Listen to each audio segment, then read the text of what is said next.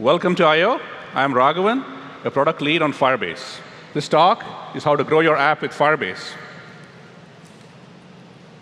So as you know, Firebase is a suite of products to help you develop your app, grow your user base, and make money. Our goal at Firebase is to make app success simpler. And this includes a range of tools to help you develop your app. But we also care about helping you grow your business. And the new Grow pillar in Firebase is our first step in that direction. To see how it can help, let's meet Mary, who's building a brand new app. Her focus in the beginning is not user acquisition. Her focus is to figure out, is there a market for her app? Her questions are like, are people using it? What are they doing with it? And does it solve a problem for them? Firebase Analytics can help her answer these questions. She integrates the core Firebase SDK, and Analytics starts tracking key metrics like usage and retention. And as she iterates with her app, it shows her how her metrics change by cohort. And once she gets to product market fit, then she's ready for growth. Her approach to growth is to focus first on retention and then on user acquisition. She understands there's no point in acquiring users if you can't actually keep them. So her goal is to ensure that when she acquires a group of users, a good fraction of them stick around and become long-term users. Once an app has good retention, then effort spent on user acquisition is worth it. From every cohort that she acquires, a good fraction stick around. And this is what leads to growth. To help you with growth, Firebase has 5 products that help you acquire and engage on Google Search, on devices that have the app installed, with web, email, and SMS channels, wherever you can use URLs, and with paid ads. These products to help you acquire and engage are complemented by 2 products that help you measure what's happening and that let you quickly iterate through experiments. So Mary decides to start integrating with Firebase, to start her journey on growth by integrating and trying out the first and easiest product, which is get her app into Google's index. By doing this, Google Search can surface her app whenever it's relevant. To tell us more about app indexing, please welcome Jennifer Lin.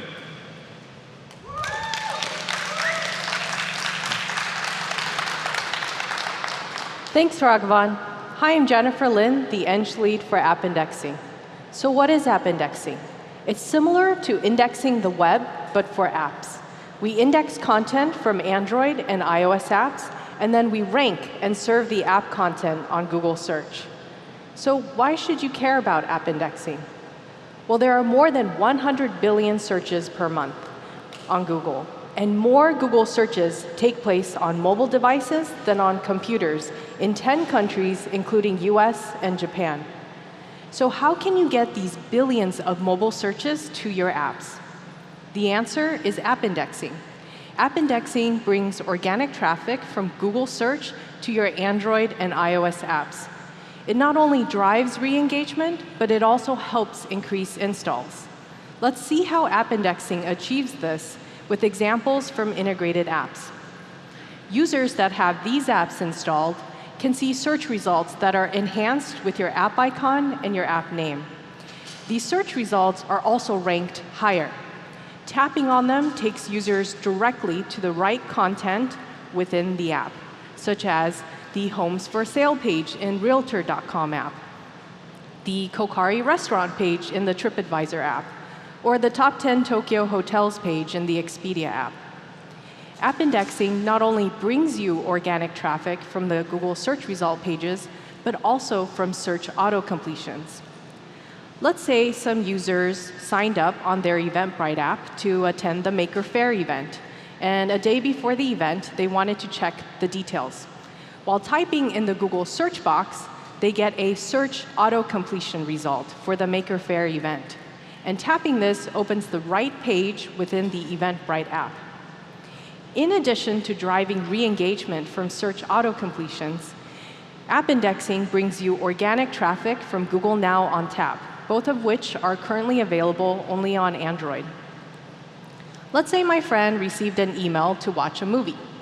When she taps and holds the Home button on Android, Google Now on tap slides up with the relevant content, including her installed apps like IMDb and Wikipedia, which are our best guess of what might be helpful for her in the moment. Tapping on the IMDb app icon takes her straight to the Martian page within the app. So once you've integrated with app indexing, Google Search re-engages your install base from the search result pages, search auto-completions, and Google Now on tap. But what about the users who haven't installed your apps? Yesterday's keynote announced Android Instant Apps, which run instantly without requiring installation. When an app becomes an instant app, users can now discover it on Google Search. The search results will still show the app icon and app name, but now with the text instant. Tapping on them takes you directly to the right place within the Instant app. And later on, users can upgrade to installing the app. By publishing your app in the Play Store and the App Store, Google Search shows results for installing your app, like these. It's possible that the search result for installing an app like CookPad isn't ranked high. Here we see search results from CookPad's website and Knowledge Panel.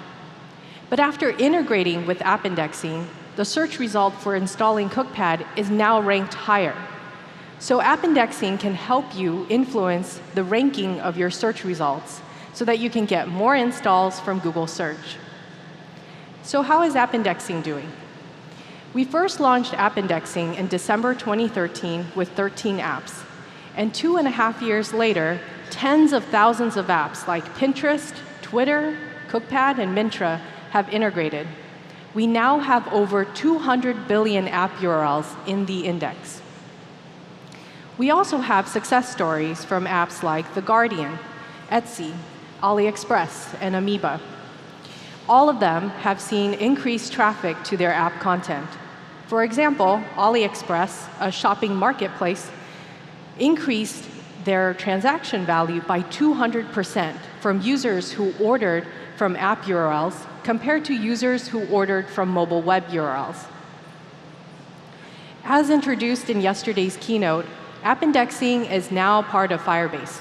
This means you'll now access app indexing from the Firebase SDK. This is the same app indexing product for those of you who've already integrated. So what do you need to do to get the benefits of app indexing? There's 2 steps to integrating with app indexing. First, you need to get your app content on Google Search. You can do this by adding HTTP URLs to your app. We discourage custom scheme URIs because we think it's easier and cleaner to maintain one set of HTTP URLs for cross-platform content. Second, you can get your app content ranked higher on Google Search in order to get more installs and more re-engagement. You can do this by calling the App Indexing API. Now I'll briefly go over each step, first for iOS apps, then for Android apps. On iOS, the first step is to implement universal links, which was introduced in iOS 9. In your entitlements.p list, you need to associate your iOS app with your domain. In this example, SeatGeek.com. Then you need to create and host an Apple App Site Association file that associates your domain with your app ID and includes the HTTP URLs that your app can handle. In this example, SeatGeek.com/star-tickets. The second step is to call the App Indexing API with your iTunes ID, so Google can show your app icon and app name in the search results to your install base. You can find this API in the Firebase iOS SDK. On Android, the first step is to implement app links. In your manifest, every activity that you want Google Search to send traffic to needs to specify the HTTP URLs that your app can handle. In this example, events.google.com, IO 2016, schedule star. Then you need to create and host an assetlinks.json file that associates your domain with your app package name. In this example, we're associating events.google.com with the Google I/O app. You can find, And then the second step is to call the app indexing API with the title and the HTTP URL of the page that the user viewed. This is so Google can rank your search results higher. And you can find this API in the Firebase Android SDK. Next, you can verify your app indexing integration with the Search Preview tool. This tool lets you preview what your search results will look like for a given app URL. Otherwise, it returns error messages to help you fix your implementation. Now you're done. Within 24 hours to a few days, Google Search will start indexing your app. Once that's completed, you can go to the Google Search Console to measure your app's performance on Google Search. The Search Console provides search impressions and clicks for your app content, as well as any error reports from indexing your app. We've also started an early access program with partners like Viber and LinkedIn to index personal content, such as messages and documents. To learn more and to sign up, please attend our deep dive session on app indexing today at 2 p.m. at Stage 7. At this point, Mary's Android and iOS apps get organic traffic and more installs from the billions of mobile searches on Google. The next thing Mary can do to increase user retention is Firebase remote configuration and Firebase notifications. To tell us more, please welcome Francesco.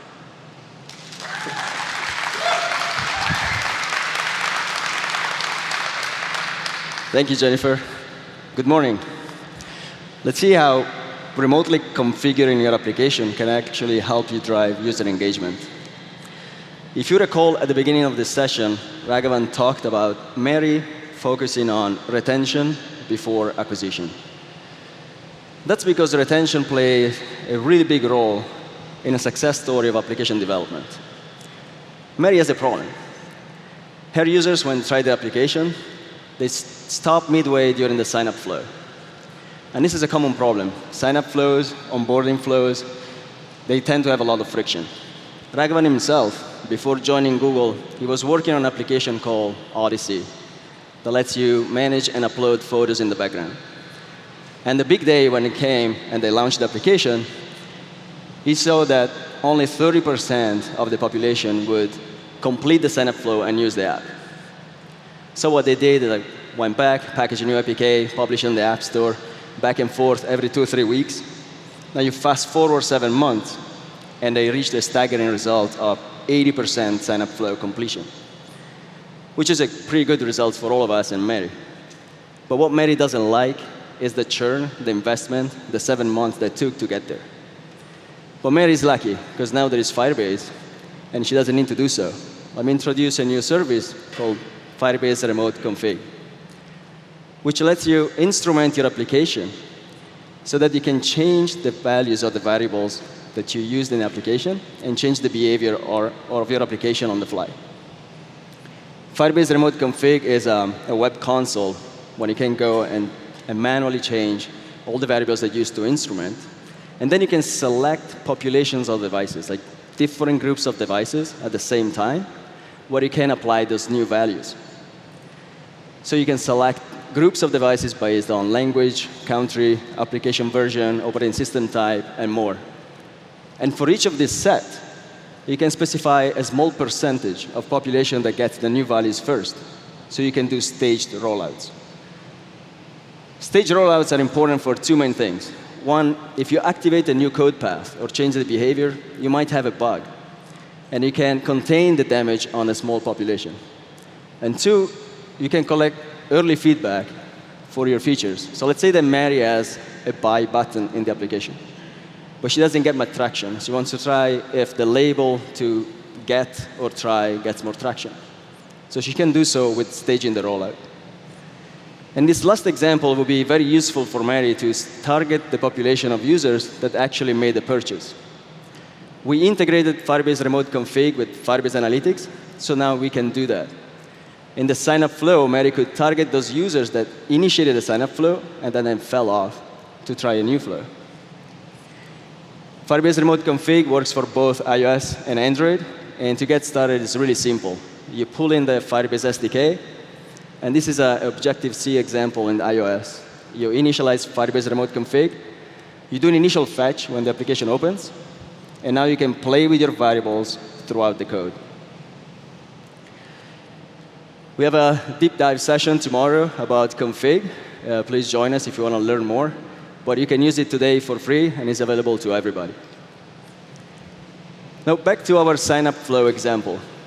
Mary now can do A/B testing to see what works and what doesn't. And in every A/B testing experiment, there is the lucky population that gets to experience the good flow on A, and the not-so-lucky population that get a not-so-good flow on B. So how does Mary get those users to try the application again now that figures out the good flow? One very powerful tool to do so are notifications. Notifications are those messages that get displayed in front of a user. They grab their attention, and they let them do something. Notifications are really powerful. There are studies that show that users that opt into notifications are 90% more likely to come back into the app as opposed to those that don't. A few years back, we launched a very powerful tool that lets you send messages and notifications called Google Cloud Messaging. You guys aware of it? Anybody use it? We launched a new version of it this year at Firebase called Firebase Cloud Messaging, which is a very similar service, just a richer API. This service lets you send all the messages that you want. But sometimes sending too many messages drives the opposite effect. We overwhelm our users, and they either silence the notifications or uninstall the app.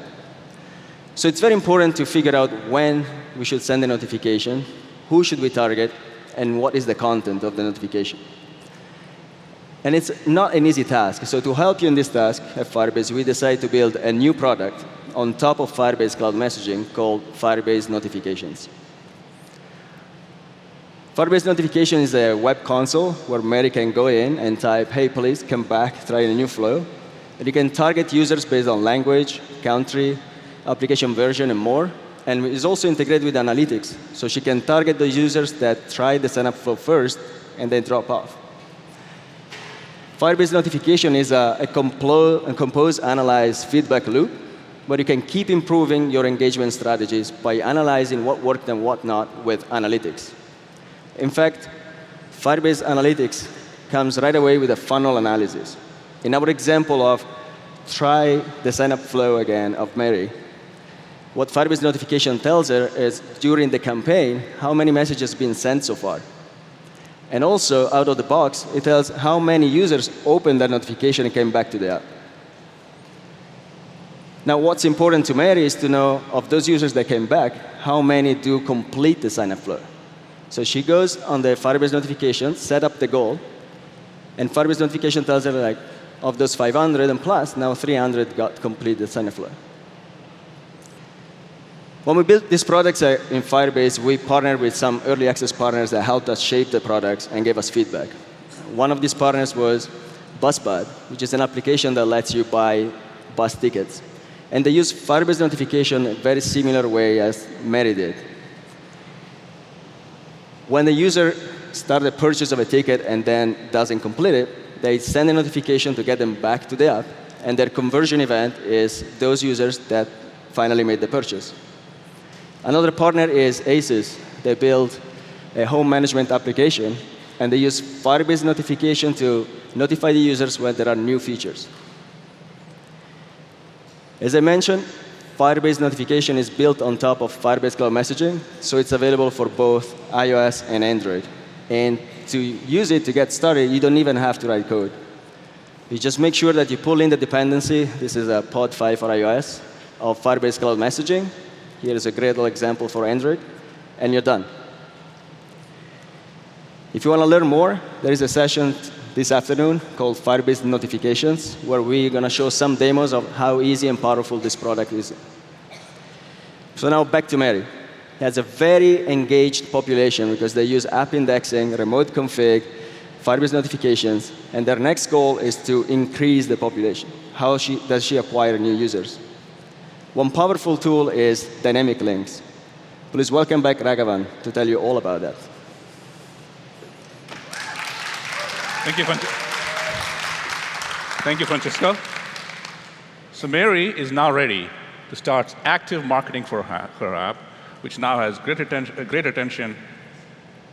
And this includes basically putting posts on social media, by email, by SMS, even some physical sources like putting URLs and NFC tags on billboards, perhaps.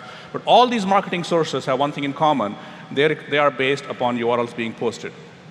And Mary wants two things first from these URLs. First, these URLs need to have analytics and attribution so that she can figure out how they're performing and which users are coming from which channels.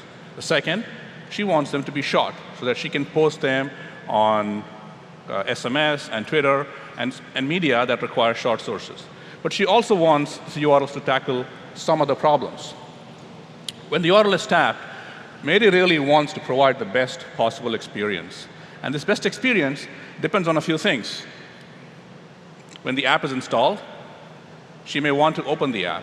And opening the app actually depends on, is the link being clicked on a modern platform that supports HTTP URLs or not? And even if it is, if the link is clicked, for example, on a web view inside iOS 9, it doesn't automatically obey universal links. You have to use a custom scheme. If it's an older platform, like pre-Android M or iOS 8, you have to use custom schemes. If the app is not installed, she may want to choose, should I take them to an app install flow, or should I take them to mobile web?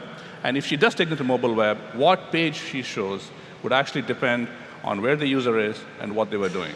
So doing all this can get complicated. So Firebase Dynamic Links provides a single URL that handles all these cases. It does two things. First, it lets you configure for each of these cases what you want the user to experience. And second, when the link is actually tapped, it detects a client that is trying to access the link and then execute the right code so that the user gets the right experience on that particular client. So we are launching this today with a limited set of core features. So when Mary starts using dynamic links, her app gets its own subdomain under app.goo.gl. And once she has her subdomain, she can actually put this in her app and make this a universal link or app link so that clicks on this will open in the app if the app is installed. So with this URL, she can then start adding query parameters to configure what the URL does when it's actually clicked and to configure the behavior. Here, the URL has one parameter, which is basically a deep link that needs to be given to the app when it's opened. So we recommend a two-step process to start using dynamic links. Step one is to set up regular deep linking in your app. This is basically using your own domain to deep link into the app to create deep links which open the app and they're installed. And if the app is not installed, it just goes to mobile web. These links don't provide tracking or any of those features, but that is the first step to get started. Step two is to set up dynamic links. This requires getting an app code, just like we saw earlier, and then calling our APIs, which we'll go into briefly in a little bit. So dynamic links have three properties. They're dynamic, which means that first, as we talked about, you can specify the behavior you want, and second, the link will detect the client that is accessing it and try to make that behavior possible. Okay? Some other things that you can do with these links is you can ask it to check, is the right Android app version installed? If it is not, take the user through an upgrade flow.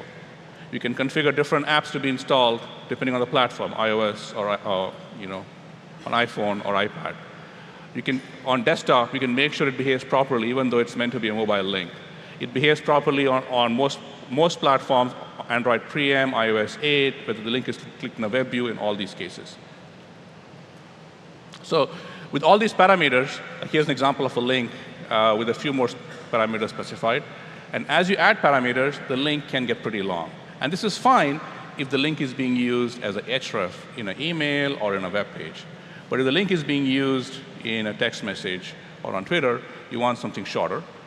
So dynamic links has a built-in URL shortener, which lets you shorten these links on the same subdomain that the app has been allocated. And you can post these wherever you want.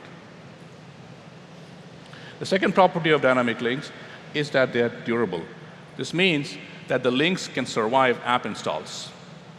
So let's take a look at a few apps that have used both these features to provide a great experience for their users.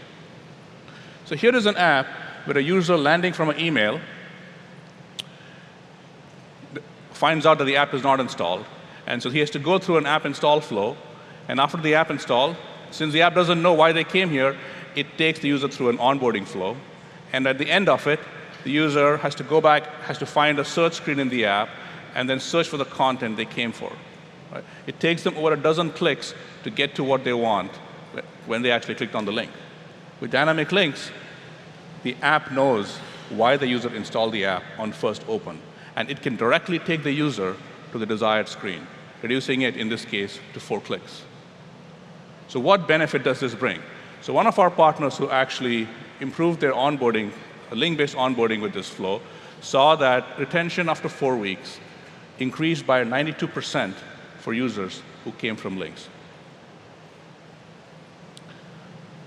So this is one more use case, and this is Shazam, who is running a very interesting promotion on Android where they have Coke bottles, and you can scan a special text or logo on the Coke bottle, which takes you to a very special lip syncing experience.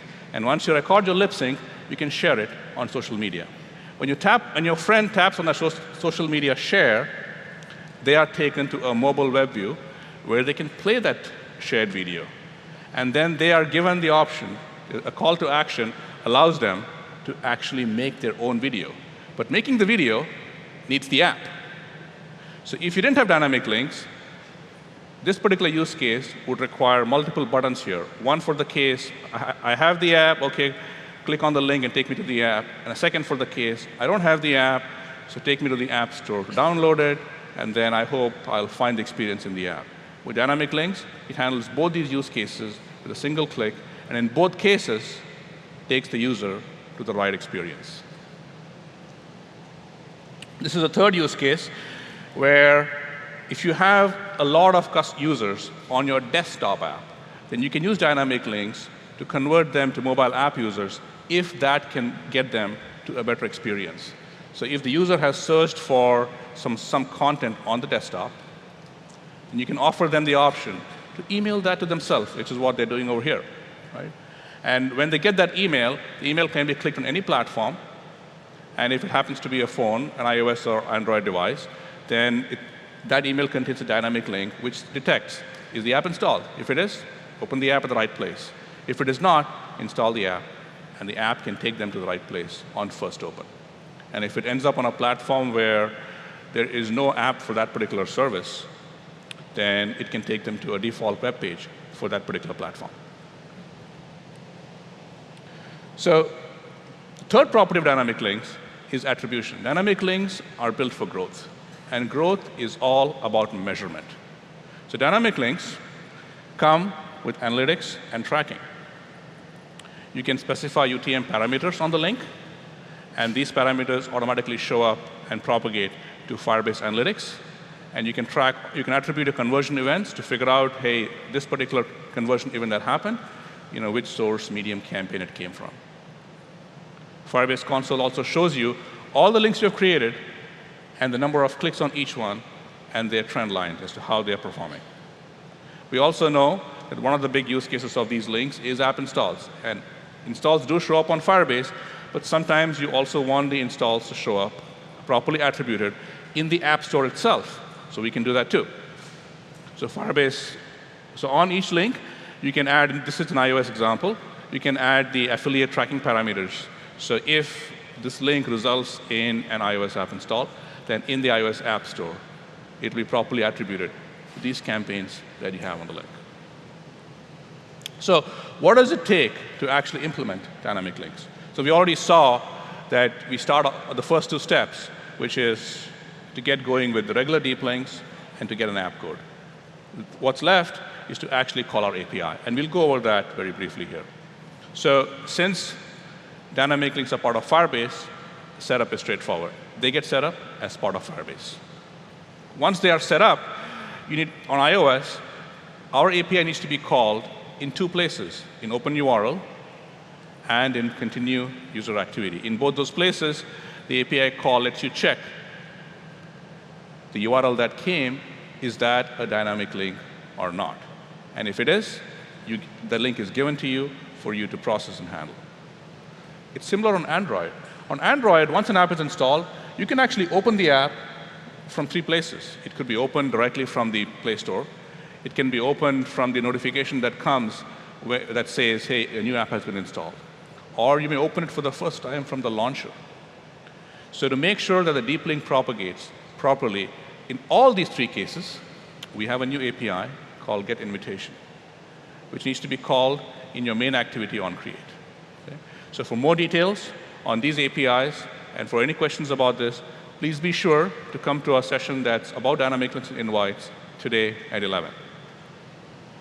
So in this section, we have seen how dynamic links provides Mary with powerful URLs for marketing. One of the big use cases for her user acquisition with dynamic links is actually sharing. Sharing by users who already have the app. And this is such an important use case and such a common use case that we had actually built an out-of-the-box flow for this called App Invites and announced that at last I/O. So App Invites is now part of Firebase as Firebase Invites. Okay? So Invites now leverages Google Smarts and dynamic links to provide a very effective invite flow for email and SMS from start to finish. Let's take a look at how this works in a sample app, and this is Yumly. So each content screen has a share button, and tapping on that leads to a share sheet. And in the share sheet, Firebase Invites allows you to have a single button for sharing by both email and SMS. Having a single button that lets you do both increases the number of shares by 10%. When you tap on the invite button, it leads to the UI, a Composer UI. And in the Composer UI, Invites actually shows the user suggestions on who they should share with. The users from this list are 40% more likely to actually engage with the email than the everyone list that comes later. For each person in this list, Invites also suggests the best channel to reach them. Is it email or is it SMS? Invites now allows you to fully customize the email. So you can have a rich HTML email. In this case, they're showing a nice recipe. And a call to action that says, hey, open this particular item in the app. The link used inside this is a dynamic link. So when the app opens, it knows why the user came in here for. So the app can show the context, it can show the item they came in for, and take the user to the desired experience. And we already know from dynamic links that delighting the user like this on the first open has a very big impact on retention. So what does it take to implement invites? On iOS, the first step is to basically create an invite dialog object, and then you set it up, and then you just call it. So, and Android is equally straightforward. You create an intent builder, you create intent from an intent builder, and then you activate it. So let's take a look at one app that is using invites as part of a very effective sharing flow. This is Skyscanner, which is an app for business travel. And what they have done is they have actually used Firebase Analytics to identify the users who like their app. So in the app, they ask them, do you like this app? And they ask you to rate the app from 1 to 5. Right? And people who rate it 4 or 5 are the people who love the app. So they make an audience of these people who like the app. And then they target these people. Hey, since you like the app so much, why don't you invite your friends to also try the app? Maybe they might benefit from it. And that flow leads them through the Firebase Invites flow. Okay? What they have found from early results is that the invites sent from this flow result in about 70 to 80% of the invites sent from this flow are resulting in actual app installs. So it's an amazing conversion rate from this flow.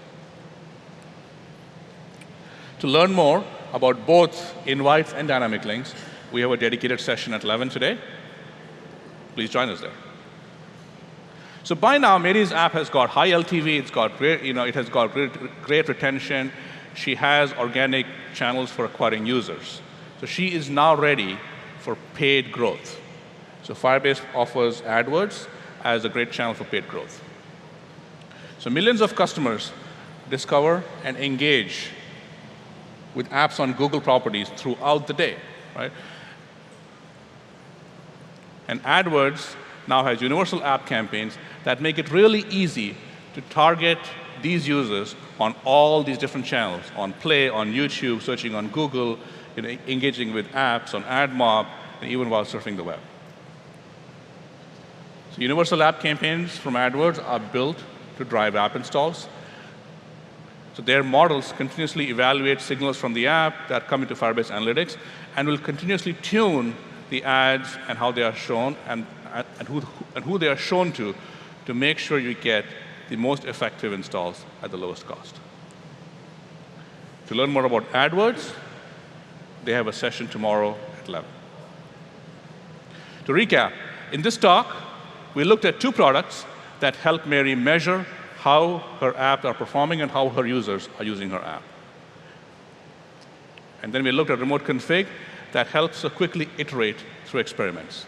These two products work with 5 products that help her acquire, engage users on Google Search, on devices that have the app installed, through all channels that take URLs, and using paid ads. For more information, please head over to our documentation and support.